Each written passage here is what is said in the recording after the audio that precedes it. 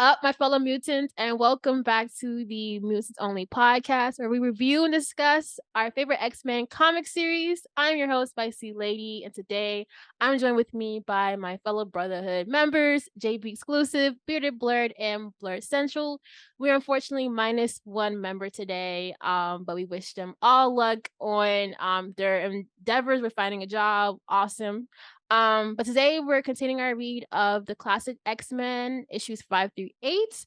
Before we get into that, how's everyone doing today? What's y'all been reading? What's good?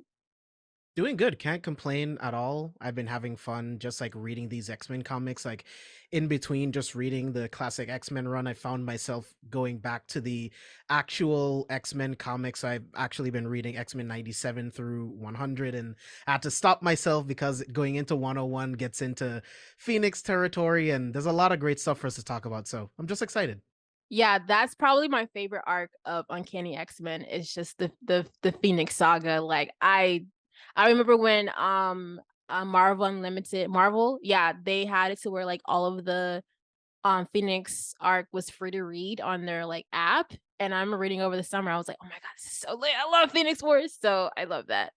Right now, I haven't really been reading any X-Men comics outside of like, Krakoa arc stuff, but I've been reading a lot like with Maestro and got into Secret Wars, been reading like Ultimate X-Men. I don't know how I got down that rabbit hole, but I did. I've been in it and I've been like, oh, this has some cool moments, some corny moments, like clearly from the 2000s, but some like fun moments too, especially like later on, like in the series when you get closer to Ultimatum, it's actually been really cool. So yeah. Yeah, I don't know what it is about Ultimate X-Men. I don't know. Some called that shit to me too. I was like, let me pick up this. I was doing Ultimate X-Men and Ultimate Spider-Man because that's like actually where I first started comics. And I was like, okay, let me go back this, and it aged. God damn. Dang, God damn. Like I say, this damn. is like the classic X-Men, right? Like it was just like, whoa, like what is this?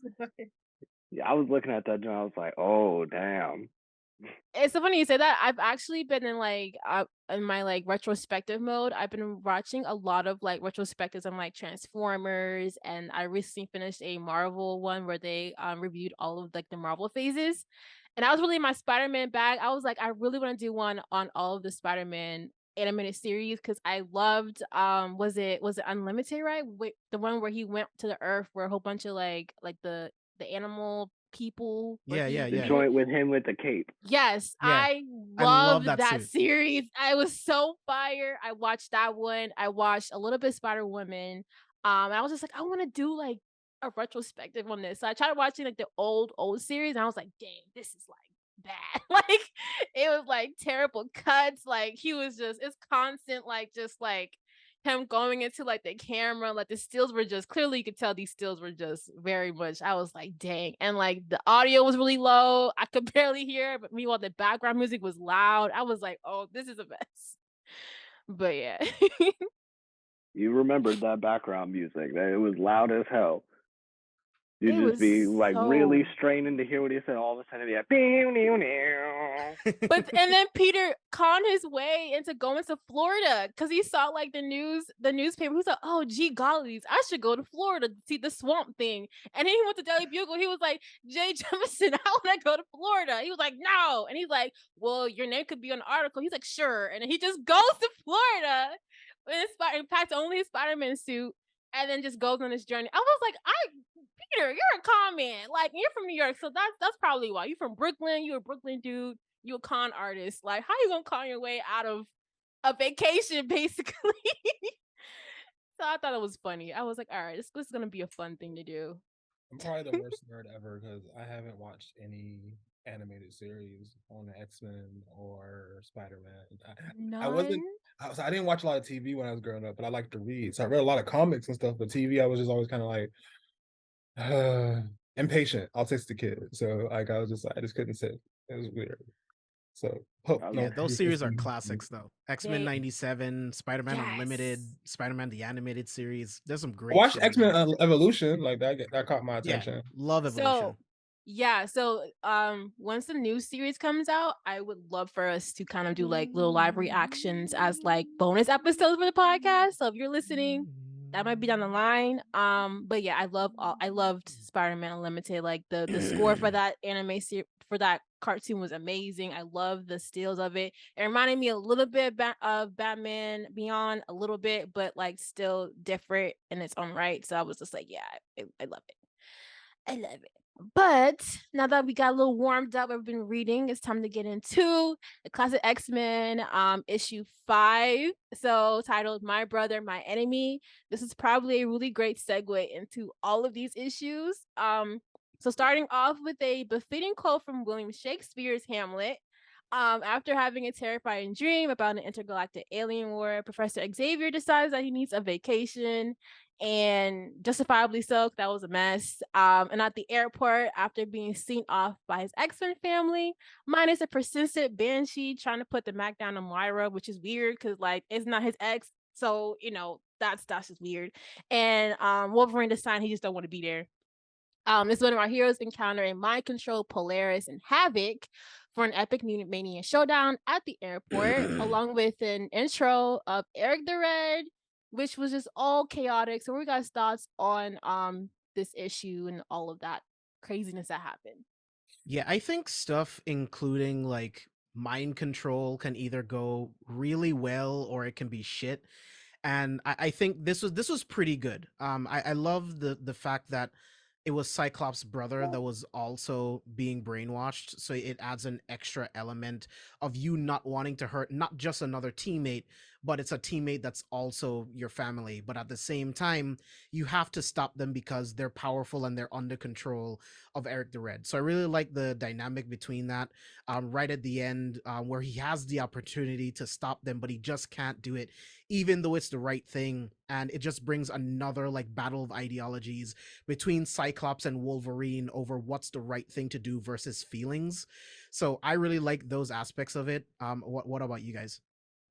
So two things that really stuck out to me was first thing was you can see how much of a novice some of them are when it comes to fighting in public spaces. It was really interesting to see how Nightcrawler attacked Havoc. Like, you know, and he didn't have any regard. I like what they called that out in the comic. Like they like when people were in that plane, you know, people would have died. But like, you know, just like in the Nightcrawler we know now is like a lot more aware of surroundings, but that just comes with training, right? But I appreciated them actually highlighting that, like, okay, like y'all kind of have to pay attention a little bit more to your environment. And I think stuff like that elevates comics from just like put people fighting to like people who are aware and making the world around them cognizant of their actions as well. Because stuff like that is used against them, like, you know, explosions and stuff like that, and public destruction. Another thing I liked a lot was Storm. Storm has another like highlight moment in this comic. You know, it's like and Polaris is not weak. Like we know that, right? Like Right. she is not in any sense of the word weak. She's a mega level mutant. Like she is just as much of a badass as Storm is. But just seeing like Storm take her down like that, and just seeing Storm like unleash her, like this kind of like adding more layers. And like in the first couple issues, like we got cool powerful Storm, right? You know, her helping send Krakoa to space and stuff. But like again, now we're seeing her face off against another Omega level mutant, showing her strength, showing her powers. I thought that was dope. um I I appreciate I feel like I personally feel like Scott got a little frustration out on his brother when he punched him. Personally, because you know he's like, you know, upset his brother got adopted and he didn't. And I appreciate Of them bringing up course. dialogue in there as well, showing that there is some conflict between them too. Um, Another thing I liked in this comic that ended this chapter was I appreciate a good foreshadow. And I appreciate them showing what's his name? Stag? What is this? That's his name? Stag? Yeah. Um Yeah. watching them watching the whole thing go down, they're recording it, like, you know, this is a whole thing, and it's like showing that, oh, there's like just like peel back the curtain and look who's here, right? Who's pulling the strings of these situations. So I appreciated that, and that they gave us, I guess at the time, if we were back then reading the comic, that we have something to look forward to. So I definitely love the chapter. It's a bang up chapter. Yeah, definitely a great chapter. It started slow, you know what I'm saying? Like we see Polaris, we see Havoc. We love to see them, you know, they have presidents there from before all of these other people came in, you know what I'm saying? They were part of the team from before that. So it's good how they sort of they bring it in as sort of like, oh, you remember them? Oh, if you didn't read it, you probably don't remember them, but you gave them a good little intro, so I appreciate that. And then again, like I gotta sing the praises. My MVP, Scott, he was he did like Bearded said, he went through it. You know what I'm saying? He was already going through it from the last couple of issues where that stuff is still lingering in his head. You know what I'm saying? Where it's like he's the leader, people are dead. A week later, this man has to, put them in a whole nother mission type area where they're not even prepared for it. And then on top of that, it's his old persona from a way, it was a goofy story. And it's just the way that they sort of did that, where they took his old persona from a goofy, wacky, like Stan Lee type story and then made it something menacing. And today oh, it's great how they brought old elements back and then made them, relevant in the way of like, this is more of a serious comic. This isn't going to be like your wacky kids adventure like it was before, and you see that with the mind control, exactly like what was said earlier. A lot of times mind control can be bad. This was used so sparingly that it was so quick. You get 2 pages of, okay, here's Havoc, here's Polaris, there's fighting. Storm takes care of Polaris like that, and Cyclops pretty much handles his baby brother pretty easily. But it's in a way where it's like, okay, the battle was cut off short, so you don't feel like they're weak, but at the same time you see, Storm is nobody to mess with. Cyclops, even though he's shooken, there's a reason why he's leader. You know what I'm saying? Even a little bit later in the story, when you see like even Wolverine, he might take shit from him. He's not gonna be pushed over by him. Like Wolverine's gonna overstep that boundaries. That man's gonna get the backhand real quick. And no, I agree with everything you guys said. I enjoyed the lead up. I enjoyed the fight. I think the fight was like the main thing that I enjoyed the most, in the team ups. I love Polaris and Storm's fight specifically because it just shows their level of power, and it's how well of a matchup this was. Like, I was so excited seeing how Polaris was giving into how she was able to send Krakoa up into space because of using her ability, and seeing that against Storm, and how Storm was like, you know what, I can't hold back. I need to like, try a little harder. I love seeing that. And I love the paneling of each of the fights, mainly Storm, to where they kind of like zoom in. It's like she's encasing herself within her abilities. Like, I love those moments. I saw that moment with Colossus, I think, in the next one, but I love those moments because they seem so like innerly, where it's like I'm going to fully use my abilities to win this fight, and I loved it. Polaris, boo boo girl, just because you mind control don't mean you can be racist. Like, that's the thing that didn't get with me. Like, just because you mind controlled, that means it's letting out the real person inside. So you really racist if you calling her the Negro witch. Like, that was not necessary, sis. We didn't really need that. You supposed to be the homegirl to sis. Like, why are we resulting into this terminology? Like, we're already oppressed. Like, we don't need that. But other than that, yeah, I liked it. I liked the fight sequence throughout here. I like Nightcrawler's like tenacity. This man is very chaotic, but like he learns his awareness, like as we're saying, but he really goes for the punch. He was like, I'm going full guard in. And then the moment with Cyclops and his brother, how he was able to pull him out of his mind controlling because they were sharing such an intimate moment. I think that's really what took me. And I was like, wow, okay, like this is family above all else. Like, family was able to break the mind control. And Eric the Red was menacing. I loved him, how he came in with that and showed Scott himself as well. Still a lot of questions about that. But yeah, it was a really great chapter fighting wise. And dialogue here and there. I think that was cool. But mutant abilities especially, I love the for this chapter the most. So we're going to get into issue 6, titled Merry Christmas, X-Men. I will say I love the ending chapter, ending like short story with Yeah, I wanted to talk about that with Colossus. Yeah. Okay. I thought that was really cool. I felt really bad for Colossus because he just went through this whole thing, saved this woman, empathized with her plight, everything she was going through, and then stood up for his woman, only for her to like look at him like you're not a human. A man that still has no heart. And I was just like, damn, bro. Like, I'm sorry. That sounds hard, buddy. Yeah, and I love that although he was sad, it didn't break him, because even at the end, like he tears up the drawing and it was just like, yeah, I'm gonna prove you wrong. Like that's not gonna be the case for me. So I love that he was able to overcome that. I love getting to see another side of Colossus, just seeing him on the beach, taking in nature and taking in people, just enjoying their lives. He's just drawing people just like in their daily lives and like having his art recognized by someone else, even though he doesn't think that confidently within himself, even though he's this giant human being with incredible powers, he doesn't have that self-confidence in everything else that he does, and he's still just this small town kid. So I love that just this small little story just gave us a lot more insight into the mindset of Colossus. Oh yeah, Yes. heartbreaking. And just a straight heartbreaking, and just like foreshadowing all the heartbreak we're gonna see with Colossus, because my man he really does have no luck. My man has Mhm. no luck with the women. It's not even his fault. It's not even his. It's so tragic. But yeah, like it's these moments that I just love with all of X-Men. It shows them all the human sides, and just these are the reasons why we love these characters. Like this is the reason why it's like, oh, when Colossus shows up, whenever he does, like he could be gone for decades in the comics.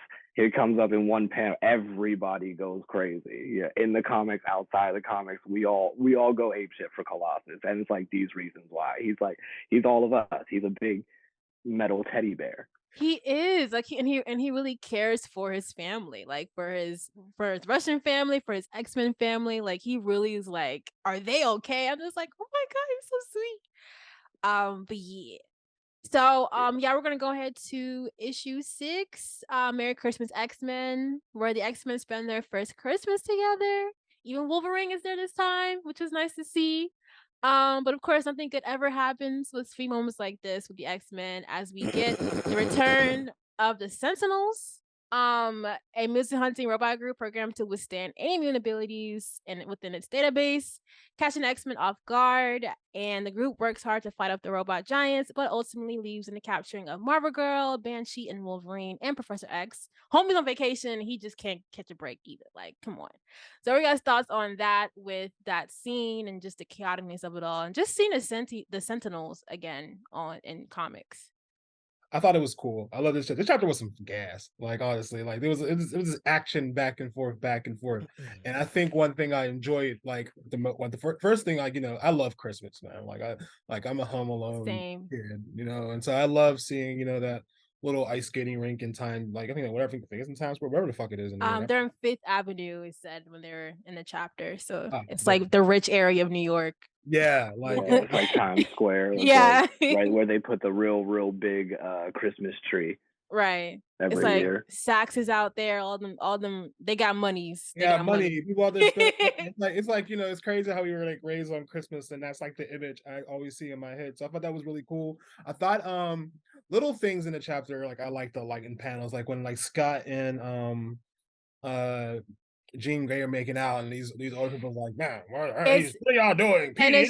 it's Jack Kirby and Stan Lee. I was like, oh wait, hold on, we got some Jack Kirby and Stan Yeah, Lee yeah. cameos. I thought that was like a little cool Very little meta. Easter egg.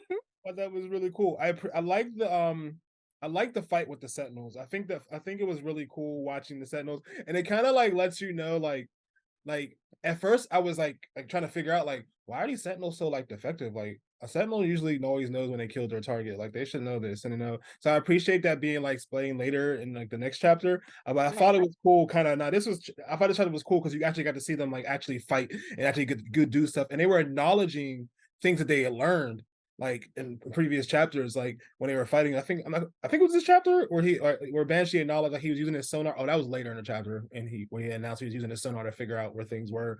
I appreciate the moments with Wolverine working with Banshee, and them actually kind of having some like actually using having like some kind of like cohesiveness to their fighting. I like the scene, you know, you see Xavier like chilling on his boat, relaxing, having a good time.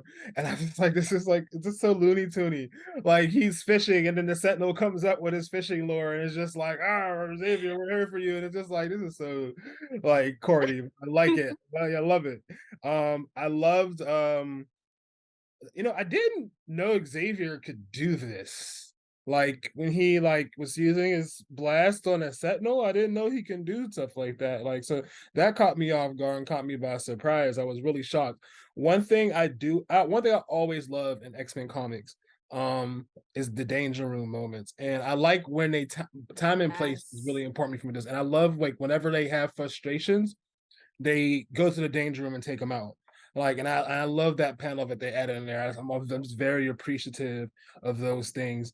We spoke earlier about the Sentinels, and I think I appreciate him saying that, like, you know, he tried to make some Sentinels, but they were like based on trash design, but they were kind of defective. So that was like hella appreciated. I was like, how are these Sentinels, like, again, like I said earlier, how are they not able to pick up on these things? But overall, I thought the chapter was awesome. I thought it was full of action. I appreciated it a lot. Like, I appreciate action. I appreciated just the number of Sentinels in there, because Sentinels are like one of the first main threats we see about from the X-Men. So who are actually a threat to their lives, and then the dozens. So I thought that was pretty cool, even though they were flimsy as hell compared to Sentinels we know today. They were. I do, and they kind of get into that with the next issue with how they're like sentient, but which I liked, which I did like. So what I liked about this chapter was the hidden Easter egg throughout. How first of all, Peter and Kurt are like the best duo. Like they just want to flirt and find them some girls. Like they're just so like chill. But I also like how we kind of like see that the blonde chick may be Emma Frost, because after Kurt was like, "Will she love me for me?" And then they're like, "Gotta go," and she was like, "We'll meet again." I was like, "Oh, that's Emma. Sis, we know you. Sis, we know that's you, Emma." Um, so I like the little inklings with that. And I also liked, like you said, I like the fights with the Sentinels. I think Jean was the first one to be like, "Oh, they don't know our abilities because we're different X-Men." So I liked how they're able to take on the Sentinels, like Storm and Wolverine and stuff. But I did like the explanation of Sentinels. I did like Banshee and their team ups. Trying to see what else. It kind of seemed like a propaganda at times the mall they were at. Like it seemed very like gimmicky. I was like, all right, get your promo in. But other than that, yeah, I enjoyed this chapter for what it was. I always love a good Christmas chapter. Just like Bearded said, Christmas is the shit to me. And like Spicy was just saying, it is so funny seeing all these like real world references, because the way that advertisements work Yes, especially in comics, like is so different. The way, because like back then it's like these are very intentional, you know what I'm saying? Some are intentional, some are not, because it's like there are some people that just kind of like some things that are like, Fifth Avenue or like Saks Fifth and stuff like that. They would just throw that stuff in there, and then they're like, oh, we don't really care. And it wasn't until like funny enough, X-Men came back and relaunched and started making tons of money that people were like, oh, you know what, we can actually make advertisements off of this. Maybe they exactly. shouldn't put this in there. Maybe we should be asking them for some money. And it's just so funny. And now you don't see anything. It's like, a character looks at their smartphone and they're like searching stuff up on, Yas Tube or something like that. It's funny how that stuff works. And Nightcrawler and Colossus, best duo, like you said. The way he used his image inducer, he had the mustache and everything. Mama, Nightcrawler is me. He's doing exactly what I would be doing. I would just be like, yo, okay, who's that one? Who's that one movie? Yo, yeah, make me look like Aldous Hodges, and we out. And we macking. And I love how Xavier was like to Jean, like, please tell Kurt to not use that to look like some kind of movie star. Like it's meant for And him to what's the blend first thing in. he do? And what's the first thing we do? It's like, nah, we go get some chicks and we good. I love that. Storm always looking good as always. Like I we love gotta her just civilian fits throughout all of these every issues. Like yo, she we just have be to style. acknowledge we really gotta acknowledge the drip. Every single time you see her outside of costume, she's walking around like royalty. My girl's got the fur coat with the Snow White, you know what I'm saying, flip back, just living her best life. You don't even know. And it's consistent. And that's one thing that I really want to point out. Like, even just going forward, it's like Storm is the one of the most powerful people, like, in all of these comics, like, consistently. And I think that's why, like, we were talking about it in the last episode, like, she is influential. I put her Yeah. up there with probably, if not the same level, above Wonder Woman, because and this is the type of stuff, is the reason why, is because it's not just like, you know, you see a lot of this stuff in comics from decades ago. You even see it today, where it's like, you know, you introduce a character, oh, they're cool, they're kick-ass, you know what I'm saying, they whooped Cyclops' ass, and then you never see them again or something like that. The publication basically forgets about them. Storm, and this is also, you know, the fact that she's a Black woman, all of that, Exactly. which you never saw from anybody else. But the fact that she was shown, it's like, no, she's powerful. Every single time she fights, she's alone. Everybody needs to tag up. Everybody needs to, like, team do this. She's taking out somebody by herself. And And every single time you think you got her, it's like, it's Shazam, bam, you're dead. And lightning comes down. She's that powerful, and they show that every single time. I love how you I said that, love that. because I read somewhere on Twitter like months back where they're talking about how Storm's character usually always grows the most in isolation. Like, she's always in isolation throughout every one of X-Men Marvel comics. And we'll get that to the next issue where she even says, she's like, should I even be an X-Men? Like what else is there for me other than just dealing with this, what happened to her people? And just seeing how, like, the start of that to where she is now with X-Men Red, I just love those tidbits where it's like they had a plan for Storm when she was created. And I appreciate Marvel having that much care with this character, to where it's like, yeah, let's put her in isolation, let's see how we can, like, work with her, we see how strong she is. So I appreciate that care with this character, as it's one of, like, the, you know, first Black characters in Marvel. So I really love the care that they do give her, minus the little, you know, unnecessary racist, you know, comments, which I get. They wanna keep that, you know, the realism up, I guess. But it's like, is it really needed? Really? Like, we already know That they're being oppressed. We don't really need the more of writing comes out, like, you definitely, every once in a while, you're enjoying it, everything's good, Storm's whooping ass, you're that. Right. enjoying the interplay, and then all of a sudden you hear Ebon Witch, and you're just like, okay, hold on, you This just got to black put it chick, down for a second. why this black chick glowing? I'm just like, okay, Yeah, let's it's like, hey, sweet yo, this, random white man. yo, I actually love that panel though. Like, I can't front, I actually, like, really love that panel. If any cosplayers want to sit there and, like, take that panel and, like, you know, superpose themselves onto that I'm panel, crying. but just make sure you keep that one line. Hey, yo, that black chick is glowing. Just make sure you keep. Hey, yo, that black chick is glowing. I did want to add is I did enjoy the transformations throughout issue 5 and 6 with Kurt and Peter, and the first issue, and even this one with Storm and all of them, where they're like kind of like activating your, you know, I liked how smooth those transitions were. I was like, okay, we're getting fluid there. Yeah, That's just just the best part of this whole issue, is just the growth. You see everything, like, Right. and like what Bearded was saying, is just like, you see, like, these are like basic fucking Sentinels. Like, these are the Sentinels you were beating up in the X-Men arcade game. You know, it took like just Yeah. three hits, and it was like those are the, and then just seeing, because it's like, that's something I forgot. It's like, yeah, telepaths can, like, melt the circuitry of machines using their telepathy. But now it's like, that's so, they've moved so advanced beyond that, where it doesn't work, and it hasn't worked for so long that I literally forgot that they could do that. And Yeah. it's just seeing all of these, like, building blocks and everybody going from one thing to the next. It's like constant growth, but you don't even notice it without the foresight of all of, like, the decades that came after it. We wouldn't even be realizing that it's like they're doing all this growth. They're planting all these seeds Right. for stuff that's going to happen later on. And that's the best part about this issue. These Sentinels, like, the only reason they were actually a challenge for the X-Men is because they're inexperienced. But like, if they actually knew what they were doing, they were all like Storm, like if they were all at Storm's level where she is right now, they would tear through these Sentinels like paper mache. It wouldn't even be a problem. So it was just like, oh. Yeah. Wolverine did do that. I was gonna say Wolverine. Yeah. Wolverine did it more than once, which we'll get into a little later. But JB, just to add on to what you guys were saying, like my two favorite parts of this was just seeing Storm and Professor X like get some action. I always love it when Storm's doing stuff. Like I love these panels; they're all amazing. When Professor X is doing the mind blast, I love the Kirby crackles.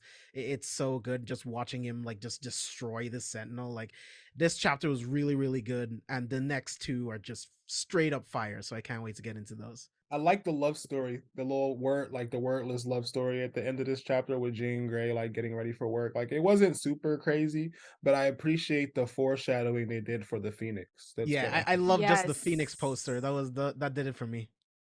So to kind of end the issue off, we did get more information on the Hellfire Club with Sebastian Shaw, which again points more to that being Emma Frost. We learn more about Dr. Lang with how his purpose for the X-Men is because they just too damn strong and we gotta get rid of them. They're too strong, we gotta get rid of all of them. But Lang also admits that his project Armageddon is to get rid of all of the X-Men. But yeah, I thought it was cool. I like Dr. Lang's like villainous error. I like this villain better than the one before. You know, it's whole lot more depth to this character than the X-Men, there was no depth to that guy at all. So yeah, we're gonna go ahead and go on to Dead Star Rising. Wait, hold on. I missed like a whole lot of sorry, y'all. Let me see. Okay, so yeah, the X-Men are like in holding, and this is when we learn that like they're Wolverine's getting holds. We found out some interesting thing about Wolverine's mutant abilities. Apparently the Sentinels see him as a mutant, but in the readings he doesn't show, I guess, mutant readings compared to his other predecessors. So what are your thoughts on that? Because I think that's cool how we're getting this depth with Wolverine's character where it's like he keeps saying I am an animal, and how just like such a wild card he is within the X-Men. Yeah, so this is like one of the times where we're gonna run into like stuff that was like hugely retconned, because that was supposed to be like the huge twist of Wolverine's character, that he's not actually a mutant. This was experimentation on him. And then when the actual, because Wolverine became so popular, so synonymous with X-Men, I feel like the time, because we got to understand, this is 1960 or 1986, not 68, 86. So we didn't actually, up until 2005, 2004, correct me if I'm wrong, that's when they actually decided, okay, let's actually go back and give an origin for this character. So it's just a bunch of writers, Chris Claremont included, just kept on throwing these little tidbits in there where it was sort of like, oh, well, maybe he's like this. Oh, maybe this thing happened in his past. And then sort of like Marvel was just like, okay, we gotta stop this at some point. And so they were just like, all right, take the good parts, take what everybody's interested in, all the Alpha Flight stuff, all of, basically everything that you saw in X-Men Origins Wolverine, the first 30 minutes, that they're like, okay, just turn that into a comic book. And that was what we got. And so it's just like, again, one of those moments like, oh, I'm not a mutant and stuff like that. It's just hinting towards like, oh yeah, we're going to learn like a lot of the tragic stuff that happened to him and a lot of the experimentation that he's going to hint to, but never going to talk. It's going to be some time, y'all. Before we get to that, but it's like, but he'll never talk about it. The first time like I read through this story, I thought it was really interesting because I did not know that this was a thing. Like I always thought what I know of his, his origins to be the Thing, and then I read this, I was like, what the hell is this? So it's just Right. like, it's interesting from this perspective because it gives so much ambiguity to Wolverine's character that makes him even more interesting, especially when you see like in those like berserk moments, it's just like, well, what did this guy go through to get him to this point? So it's just like reading it is just, it's really, really cool. Yeah, because I remember reading, I was like, that's odd that they added that in there. Okay. But yeah, oh, Peter, do you have anything else to say about that before we move on to the big plot twist? I like the in this chapter a couple moments that I liked a lot were the like I like when we talk about like people's inner thoughts and stuff, and I really appreciated like learning about Peter's past, like about his brother who died, and like that when like one of Russia's first space flights, and I thought that was pretty cool. I like how he called them astronauts. Yes. That was pretty cool. I really appreciated that because I like when you can see like they didn't take flying into space like in something that's like light to do. It was like it was scary for them because at the time flying into space was scary. Like it's like a lot of things could happen. Like the shit was exploding. So I appreciated that. I think I already touched on like Storm and her suit and coming into Oh, space. we're still on issue 6. I think you're in 7. I'm Oh, sorry. well, keep going. Sorry. I apologize. No, you're fine. You're fine. You're fine. So kind of end issue off. We learned that the X-Men are actually in space, and the Earth X-Men have to go up there and get them because Doctor, what's his name, has it like that, the connects, and they just go have to get their friends back. So that's what we kind of lead into issue 7, Death Star Rising. The X-Men on Earth hitch a ride on a spacecraft thanks to Dr. Corbet by pretending to be a space crew for a last-minute space launch, which is highly illegal. I don't know how he pulled it off, but we got connects when you a mutant. Amongst the pressure trying to save their friends, this is where we get a look at the mutant discrimination that's going on because of the Sentinel attack on New York. As well as our team pausing to reflect on personal grievances and loss. Granted, Peter and his brother, and also to Storm dealing with her claustrophobia a little bit, and just the pressure trying to go and save their friends. I really enjoyed this moment the most. I think it was a nice slowdown from everything that's going on and kind of add a weight literally onto Colossus, where he was just like, bro, like this is a lot on my chest. And it shows how much he loves his family, how much he cares. He's always thinking about them in times of crisis like this. And I love how Storm is like, child, that suit, I can't take it no more. Like my claustrophobia, like, but I really liked it. And I liked how Nightcrawler is just again best boy. It's just like, it's all right, Colossus. Like, what's wrong? Talk to me. Like, let's figure it out. I'm like, you are so sweet, Nightcrawler. Like, nothing phases you. Literally, like, you're just always at rock for the team. So what are you guys' thoughts on like this moment going into the big fight in space? For me, again, just bringing it back to Storm, just to piggyback off what you were talking about, just like Storm can be seen by many people as a god, but she still has like human issues, and I love that they keep bringing that back to ground the character. I just love every time Storm gets to use her abilities, like when she uses the clouds to cover up the shuttle. I love the dialogue in that panel as well. To cover our arrival, she casts her thoughts to the winds, and they respond by sweeping the earthbound clouds out to sea. It's just like the dialogue is so good in that moment, and just watching Storm just be this force constantly pushing the X-Men forward. Like I love that moment the most. Yes, and again, the narrator loves Storm. He's just like, it's just always so descriptive with her. I Yeah, love she it. loves her. I love it. If we're gonna be honest, like I mean, like, can we blame them? Can we blame them? Like Right? everybody seemed to Right. be in I love love with my her. Like Ebony Witch. Oh my the gosh. the writer loves Storm. She's winning all the fights. The artist definitely Right. loves Storm. Right. Her 100% loves poses are Storm. iconic. I'm sorry. The her poses where she just do her build. I'm like, Storm should be like, let That's me pose I real quick. had I'll be to. like, yes.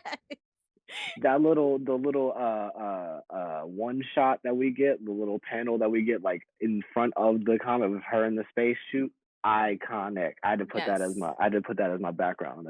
This joint She this looks joint so right here, cute. I love it. I She love looks it. so It's the cute. best. It's the best. I love it. And just everything, to be honest, like everything like that, them getting onto the joint. It was kind of like, okay, like they're going out into space. People, you know what I'm saying? Their dude has the hookup and all this other stuff is gonna happen.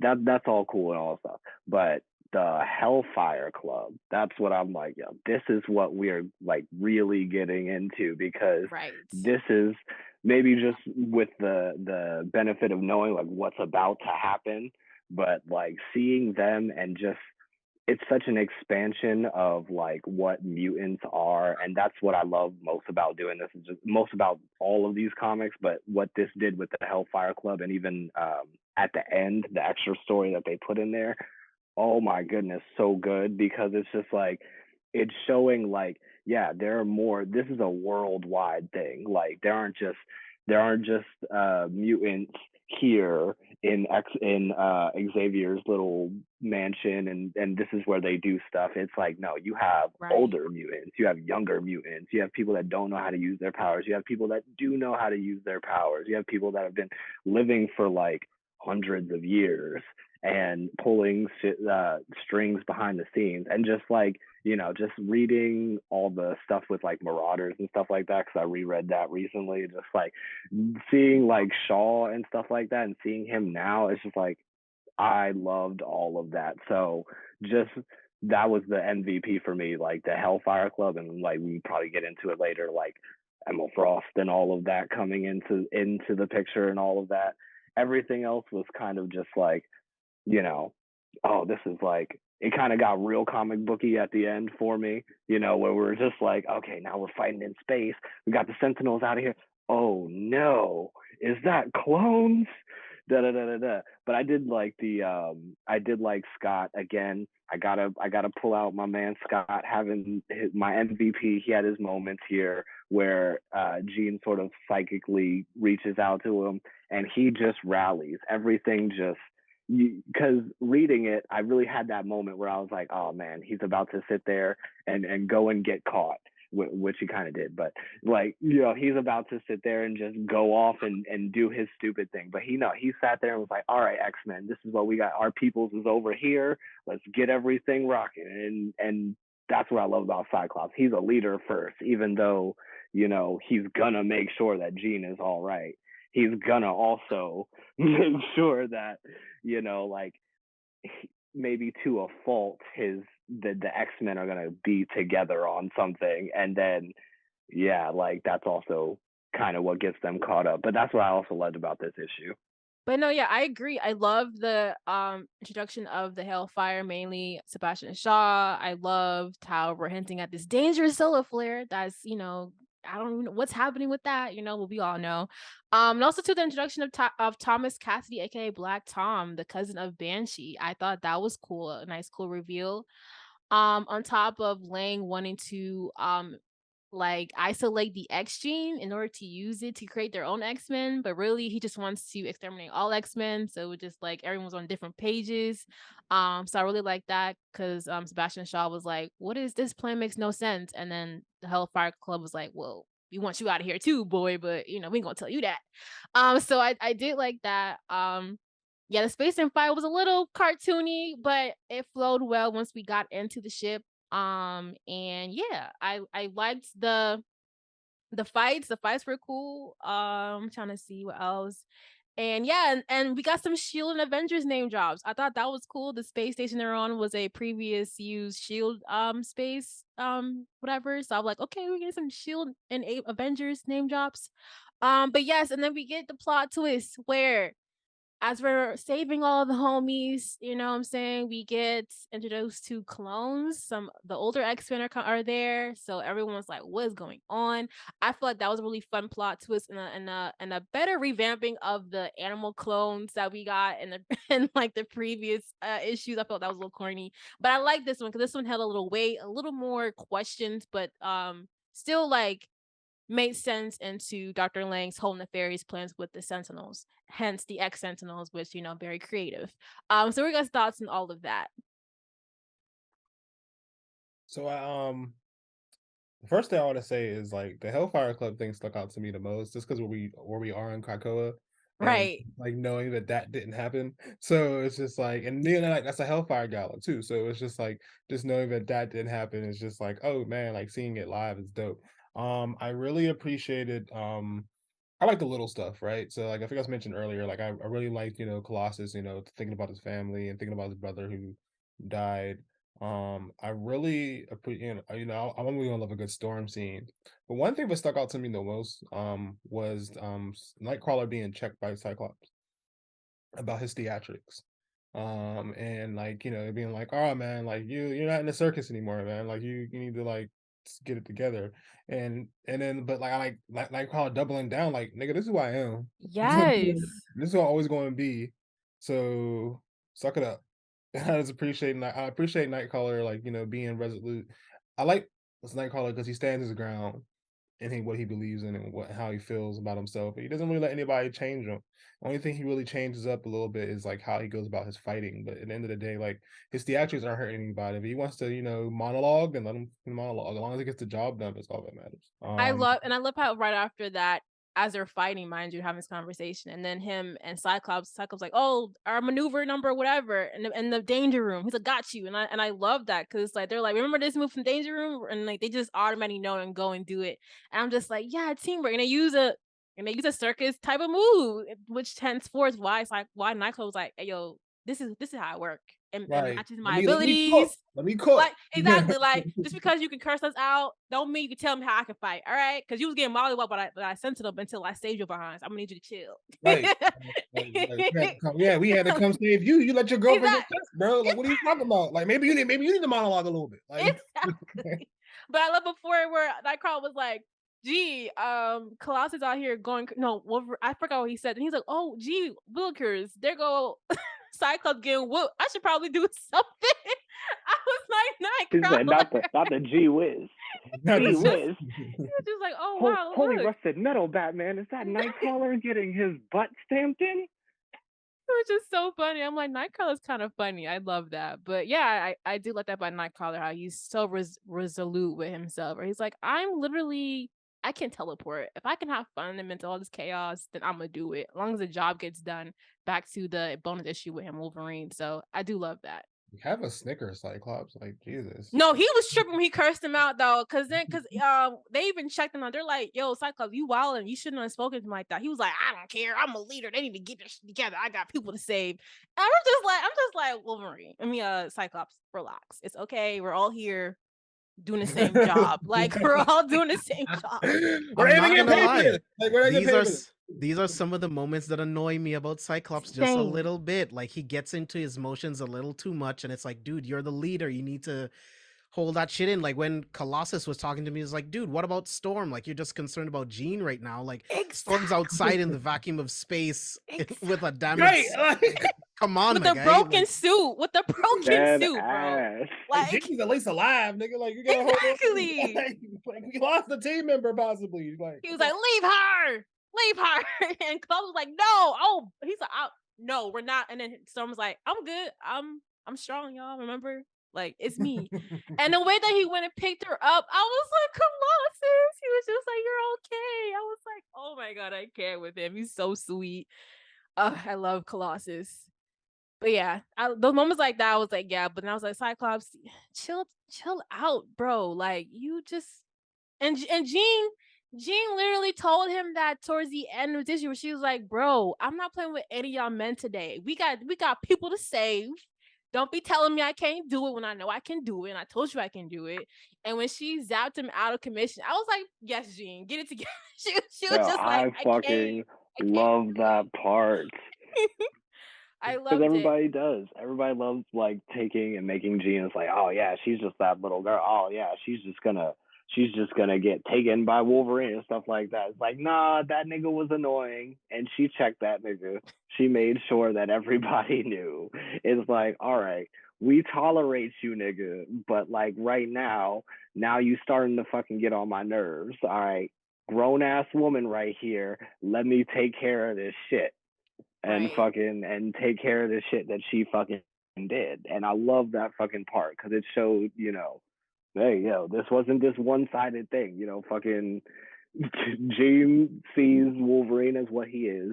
He's annoying, and I'm pretty sure at one point she said that he smells because he does.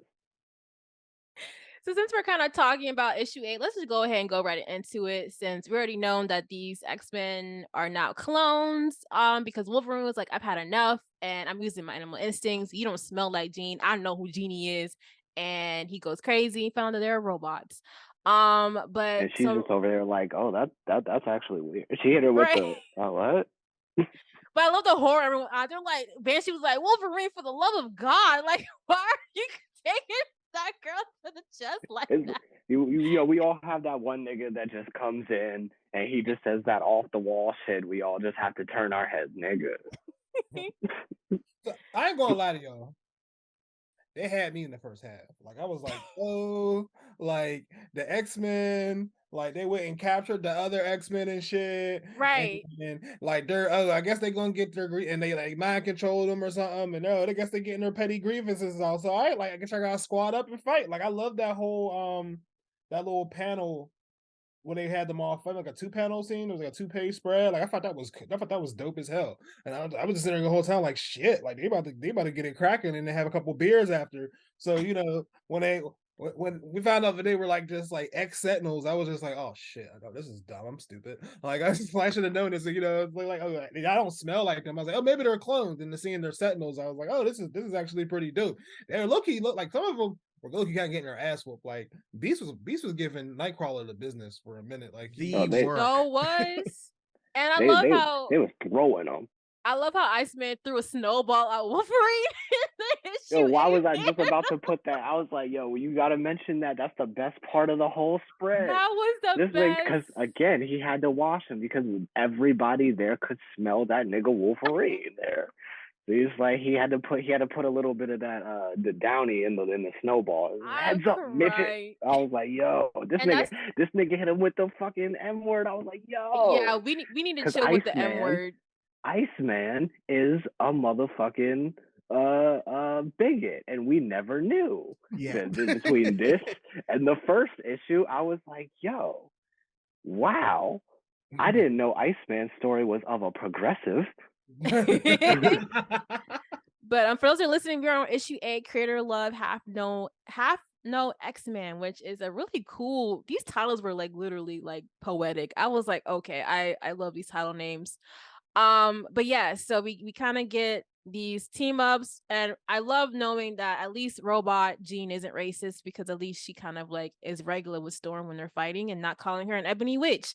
But other than that, yeah, we kind of get to where we finally do X Sentinels, and we get to Dr. Lang's monologue basically, where he's just literally like, how, like, I had a foolproof plan, and we have this huge like panel spread of him like just admitting out loud his whole plan, but not in a corny way, in a real like defeat, like this was in my heart type of way, which I think is what makes him a really cool villain. So what are you guys' thoughts on Dr. Lang and just his plans? Because I really felt his anguish, as you know, as wrong as he is, it's like it makes you really want to hate this guy. And Cyclops even said it himself, and I think they really did a good job with this villain. So JB. Yeah, I think they did a really good job with him. Like for like 2 seconds, I was like, are they like bioengineered clones? Because when we were talking about all the Hellfire Club stuff, I thought that line of dialogue was very interesting, isolating the genetic X factor to literally, you could do whatever you want. You could sell other countries an army of X-Men. For like 2 seconds, I thought that's what they were gonna do. So it's just interesting to see where he was going with this. And there's a lot of things he could do. Like there could have been, like he could have been blackmailing the X-Men. Like there's a lot of different ways he could have used the X-Sentinels, but I do think that it was a great idea, you know, for a villain anyway.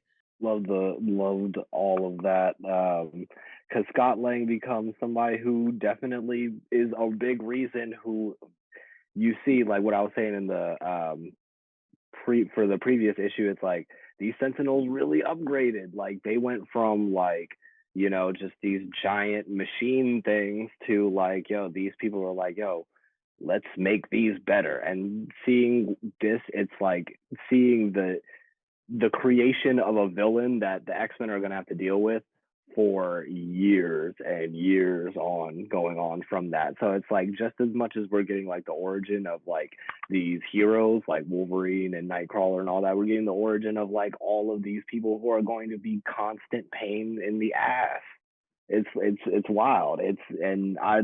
His dialogue, I felt like it was long. I was like, but then I just feel like the issue balanced it out. Like there was a good amount of like action to all of the exposition, which I did really well, because it is really easy to get lost in all the words that they're putting on these pages. Right. And back to what JB was saying about the Sentinels, and we kind of see that with Storm when she destroys that one, she was like, I felt like it was almost like alive in that, and she felt bad for defeating it because she was like, I promised my parents I wouldn't kill, and the fact that she was able to feel that, I really resonated with me. 'Cause I'm like, wow, like even Storm sees it. But you also kind of see it when they're first introduced with Jean and Cyclops, but you really felt that with that the previous issue where they kind of explain a little bit about the Sentinels, but then just with Storm fighting now, she was like, they seem a little sentient. So seeing how the X Sentinels are even kind of like a leveled up version of that, I really did like the exploration of that. And that Dr. Lane was almost onto something. Like homie almost had a foolproof plan. Like he was like, this is anti-mutant technology. Like what? Like you created a whole different kind of technology, like for a specific group of people. Like that's a lot of hate, bro. But also too, like use that towards healing people or something. Like that is crazy. That's a waste of resources. But seeing how he was definitely used by the Hellfire Club and all of that, and how he on his own plans, it was nice. I did like the action too. The action was nice. Like probably something you see in the series where it was like, well, this man really was relentless. Like he did not want to give up. So what were you guys' thoughts on that, kind of with how he was trying to blast Cyclops with a laser within the ship? Like, sir, relax.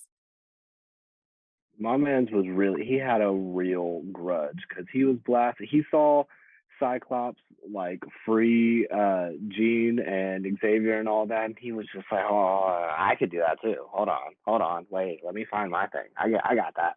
And he's just like for real had that real compensate. Like by the end of the issue, you man, he had all the bruises on him, missing the tooth and everything. Right. Like I'm telling you, like he just had to. He was like, "Yo, sorry, gimmick infringement. Now I got to put the beats on you." So he went and put the platform boots with the cuffs on him. He put the platforms on him with the cuffs on him. So he had to like just beat his ass. Like again, he had to redeem himself because, like I said, my man didn't have the best moment in the last issue, but he had to redeem himself real quick. And I just love the fact that they beat the shit out of Lang. They Like did. they beat the hell out of her. It just starts this long precedence of like when you fuck with the X-Men, like no, they gonna put the beats on you in every We don't decade. kill. We don't Fight kill. Right? We don't kill. We'll beat your ass in the midst of it.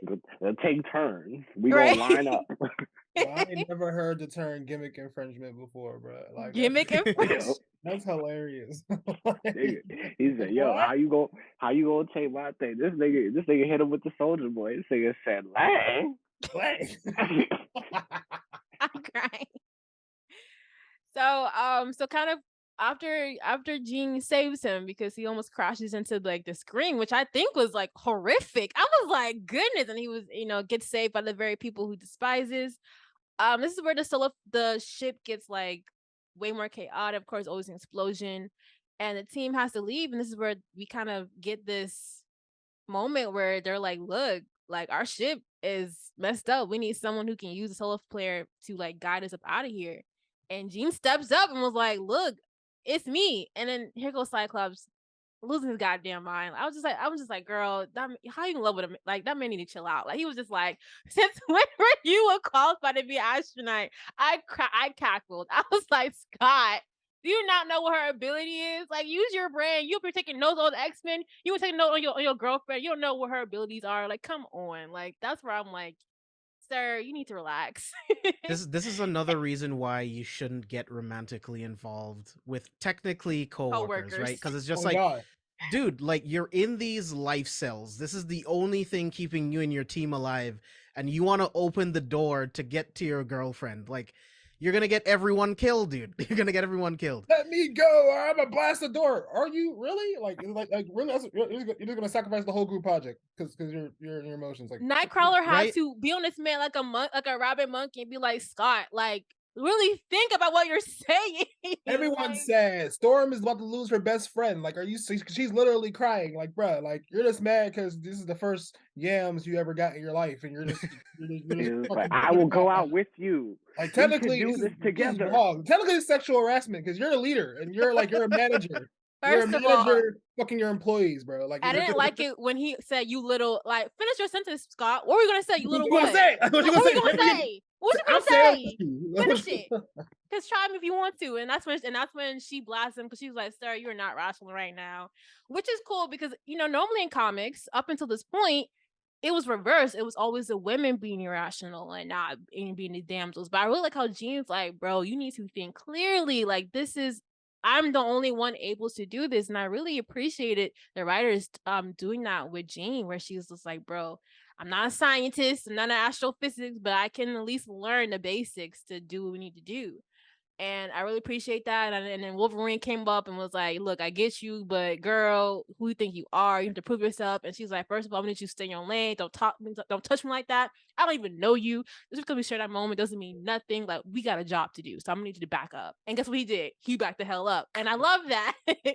I love this so much. But you also felt the intensity of that moment where Jean had the moment with Storm where she's like, bro, like, I don't need all of that. I love y'all. This is why I'm doing it. So I really did appreciate these panels. Like, these panels were crazily drawn, especially the moment where she takes off and you just see Jean's like in the solar flare, really. And we all know what it's hinting at, but just the lead up is just so beautiful and so like intensifying. Like, the little bonus chapter before, it's like, oh, it's getting serious. Like, just seeing how her whole body's decaying as she gets closer to the solar flare, I was like, oh my God, this is I like love that. Yes.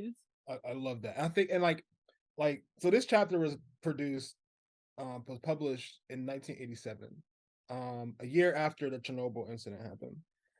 So like I don't know if that was like on the writer's minds, like when they were creating this chapter and they were like kind of showing the progression of like radiation on the human body and like how we saw her body deteriorating away instantly with that level of radiation and like her hair falling out and stuff. And I just felt that was just such a like I don't know if they were trying to pay homage to the victims of Chernobyl, but I just thought that I love that. I don't love what happened, but I love like nuclear stuff. So I just thought that was really cool. And I just thought it was interesting, the Phoenix speaking to her about what she's becoming, what the Phoenix is, because like at this time thinking about it, it's like people don't know if it's just like an omnipotent force out there, if it's like the creation, the end all be all of creation. So I thought it was just so cool to see her like heal herself and like put her like go into this like astral form and then heal her body so she can actually go back into her form. I thought that was pretty cool. Like it looked like a cocoa egg, but they weren't even there yet. But I thought it was dope. Yeah, man. I was hanging on every single word of that dialogue. Just real quick, just I was born with the first fire and shall remain until the last celestial spark is extinguished. Like, just every single piece of dialogue on all of those pages was just amazing.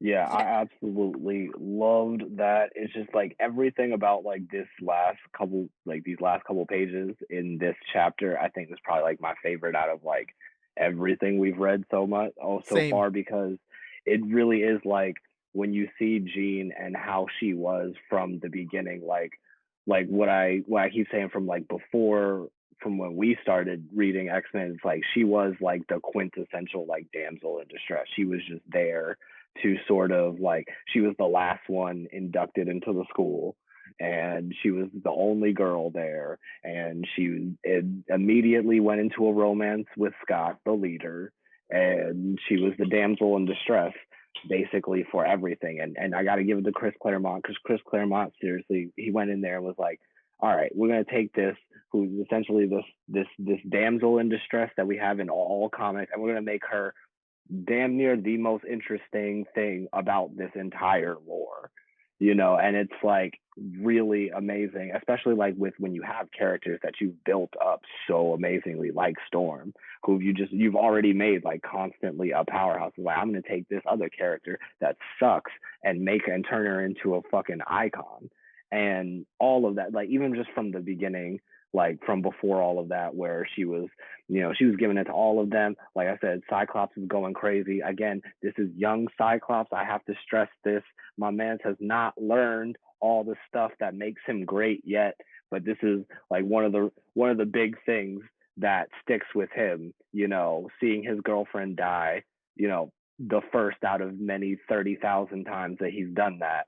But, you know, the first time that he's seen his girlfriend die, it's always the worst, you know, and he's gotta just basically go through all that. He's so because again,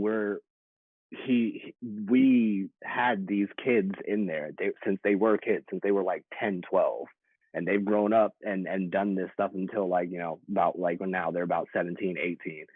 You know, he's the leader and everything, and he's a man essentially. Like the way that they draw him, he's not a little boy, he's a man and stuff like that. But again, like this is his only relationship. This is his girlfriend that he's been in a relationship for almost like a decade plus, you know. And again, not even, and that's different from like us, because, you know, I'll say like us, we're in our older ages, you know what I'm saying, like mid late 20s, early 30s, you know what I'm saying. So it's like we're fucking, you got to remember, it's like, yo, this man, he was with that girl since he was like 16, like up until now. So it's like that's a different type of like infatuation and stuff like that. So him seeing that, he really had to break character the way he did. And I love the way, again, like it took all the agency from everyone else there and it gave it to Jean Grey, the one person who never had agency. Even in these first couple issues, she was still, even, you know, she had a couple moments that to shine and everything, which was great, but she was the damsel in distress. Everybody had to basically go through and save her.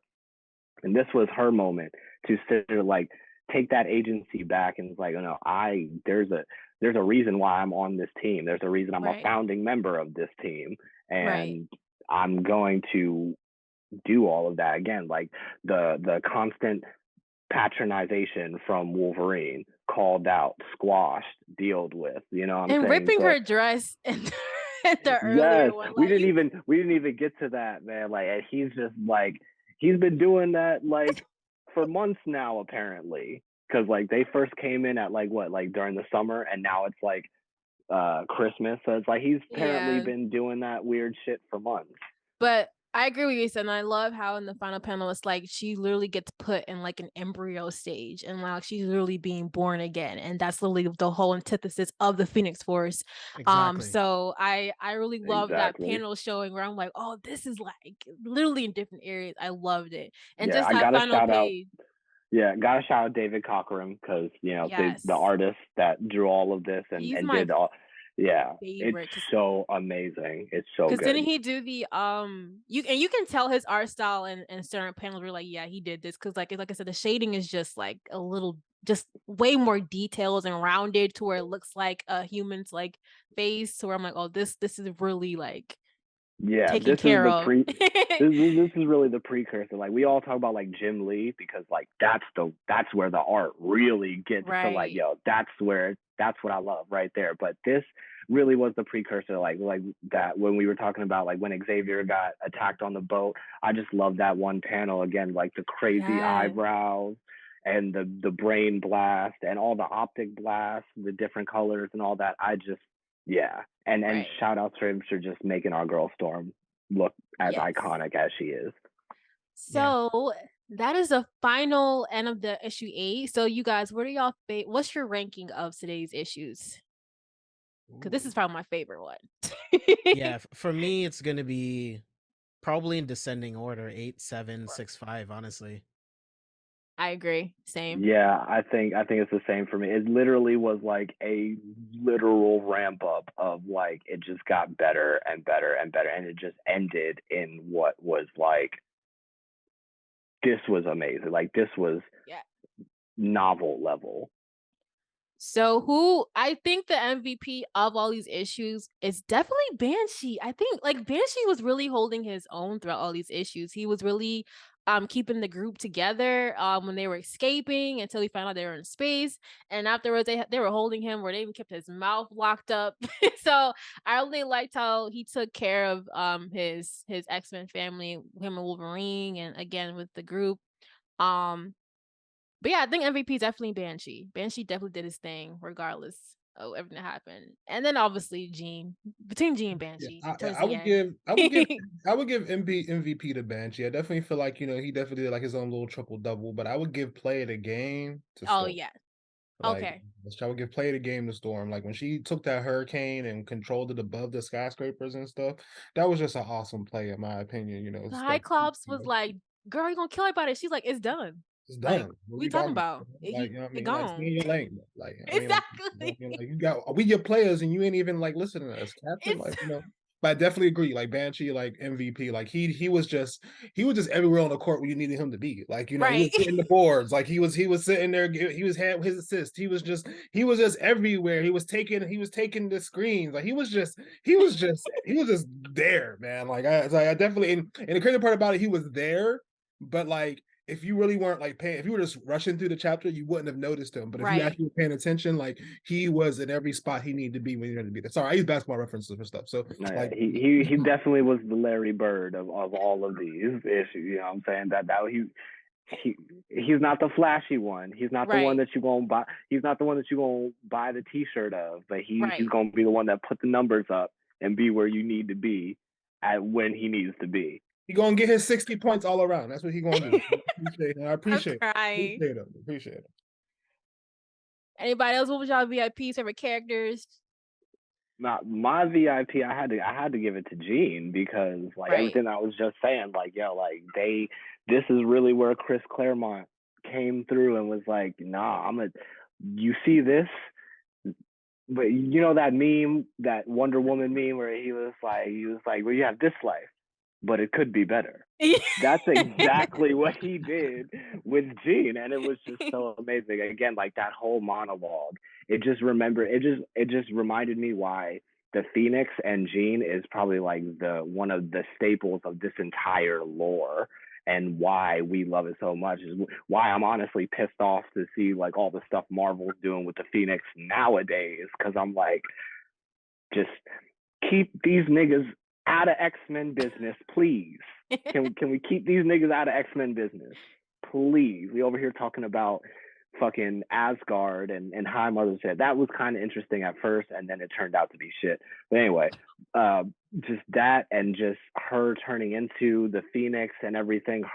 It really is like a metaphorical transformation, because again, it's puberty. It's all of us. It's coming into ourselves, and it's not even just puberty. It's finding yourself and coming into yourself, and you could do that at any age, where you're just, as you could see, like her literally in a cocoon, sheltered, and just not knowing all just that, and having this force come upon you, which is really, and I love the fact that they drew it as it's the Phoenix, but it's her. You know right. what I'm saying? Like the Phoenix, and that it speaks to the Phoenix will always, like Jean Grey will always be the perfect host for the Phoenix. Right. And that is always it. There's, with all of these other cosmic entities, there's a cosmic entity in every single multiverse except for the Phoenix. There's only one Phoenix in all of the multiverse. And that power is just like tailored to Jean Grey. So it's just inherently X-Men. And again, like I just love the metaphor that it was just like coming into yourself, finding your family, finding your people that you click with, and just sort of coming into that being like, I can do this for them. I can step up for these other people, and turning into something new that, you're still you, but better and more just, more complete version of yourself. And also seeing how like throughout the saga, the Phoenix saga, where it's like how unstable that can be, having all that power and not having a handle on your emotions. And we see that with throughout the arc, you know how Jean was wilding, but still, but it's like this power, and then you really see those moments with her and Xavier, where it's like a man also too has a really crazy level of power, and how he can't even handle the Phoenix Force like that, which is why the Phoenix Force did not exist, and Multiverse of Madness, because how you gonna let Scarlet Witch, like, come on now, like you must not have practiced with the Phoenix Force yet, Professor X, because that was crazy. R.I.P. But JP, do you have MVP Yeah, of these issues? Yeah, MVP for me, I mean it's Jean. Like my favorite hero moments are like these big sacrifices. She had no idea whether or not she was going to survive or not. The only thing she was focused on was trying to hold out long enough to make sure that she can save the rest of the X-Men. She didn't care about anything else. Obviously she doesn't want to die. But what's more important is being the hero and saving her friends, her family, her teammates. So definitely MVP goes to Jean for me. She really showed out. And these last couple of pages, like I said before, they're just amazing. Every single piece of dialogue, I was just hanging on every word. Every panel was an evolution of her accepting this great power that is herself. And I loved it. Play of the game, gotta go to Storm. One of my favorite moments was just her fighting the Sentinel in space. Like you have Storm in the vacuum of space shooting lightning bolts at this Sentinel with her suit being damaged. That is a situation where anyone would be terrified, but Storm comes out on top like always. So love those moments. These are really good chapters.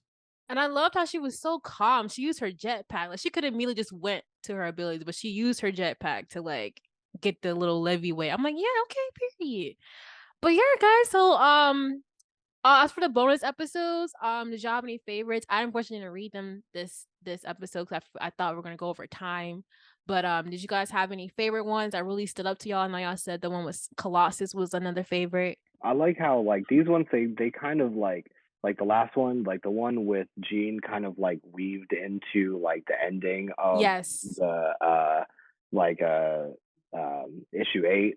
So I Mhm. thought that was cool and stuff like that. But one that I thought was like really, really good was the one that came after like we already talked about the Colossus one, but the one that came like directly after that, I think when that issue, or was that part of the issue where they actually went on the date and it was sort of like they ran into that chick again that that didn't that sort of like blew him off and all of that, and sort of like you see Colossus and he sort of just he's not going to hold a grudge even though that person sat there like really like hurt him emotionally. It's like you really sort of like see why he really internalizes Xavier's message in the terms of like, I just want to be peaceful and coexist with these people.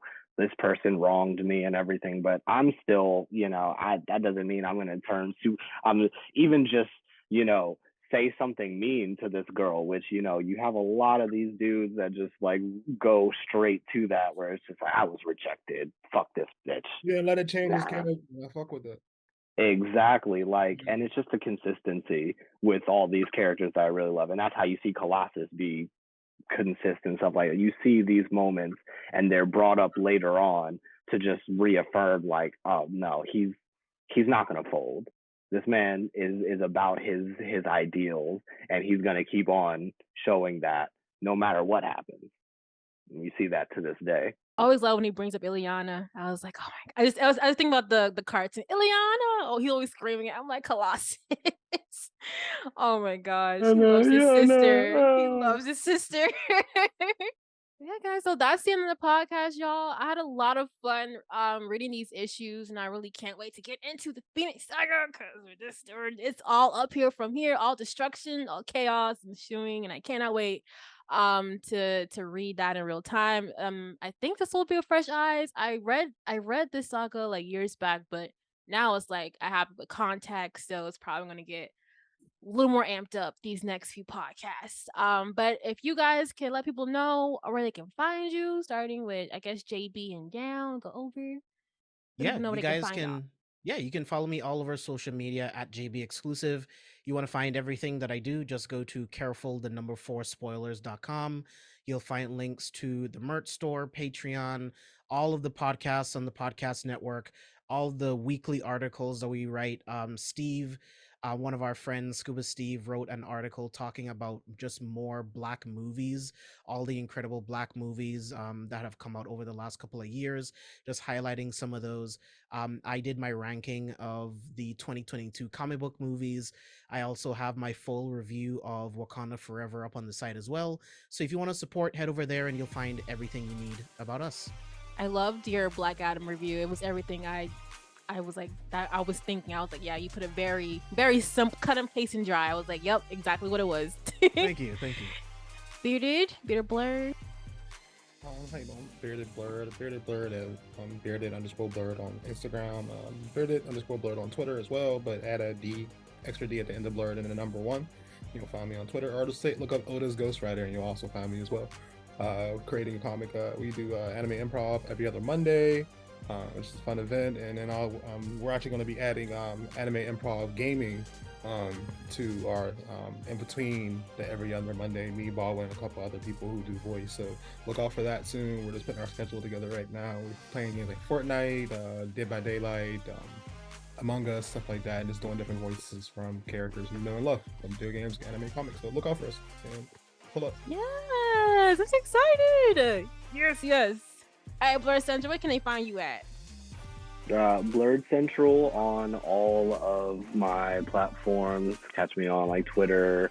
Again, I'm always shit posted. I got the YouTube coming up. By the time this comes out, I'm at least gonna hopefully have the Uncle Iroh and Positive Masculinity video out. And if I don't have that out by now, go to my Twitter at Blerd Central and like respectfully bully me to make sure that I put that out.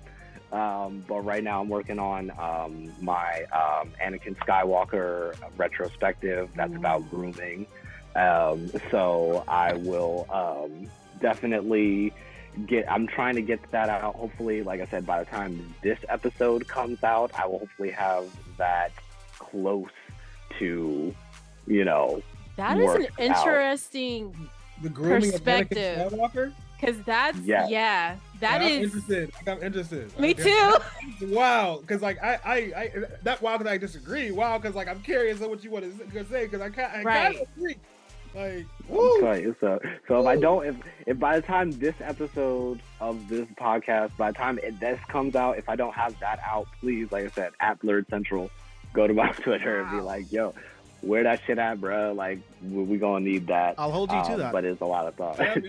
Because I just got done watching a Star Wars retrospective on all of the episode movies on Prime of Grammar. Shout out to that. That's a great creator. Like two hour long videos and retrospectives and multiple parts. I don't think I can do that yet, but that's interesting to okay, I can't wait to see that. But yeah, guys, so we have the Mutants Only Podcast. We now have a YouTube channel, Mutants Only Podcast, as well as a Twitter account, Mutants Only Podcast. So go follow us, subscribe. If you're watching right now, you're probably already looking at our channel already. But I'm your girl, Spicy Lady. You can find me on YouTube as well as Spicy Lady Talks. I'm working on a few videos right now. I want to get into 90s cartoons. I put out a reel talking about how I did not really like Ed and Eddie that much. If people came for me, but it is what it is. It was in my chest. I had to say it. I'm also on Instagram on Spicy Lady Entertainment. Twitch, Spicy Lady Gaming. We game every Tuesday, Thursday, Friday, Saturday. Saturdays we have a chill night where we kind of just chill. I do creative stuff like that. Twitter, Spicy Lady ENT, and all of that fun stuff. Everything is in my link tree as well. Articles, fun stuff. But yeah, I'm so excited for y'all to be talking about this, and can't wait for everybody to see this when it airs in real time. Because as we're seeing with Marvel, we're definitely getting tidbits of the X-Men. And I can't wait till all of that kind of like resolutes into the real time. But yeah, guys, remember y'all to be mutant and proud. We'll catch y'all next podcast. Peace.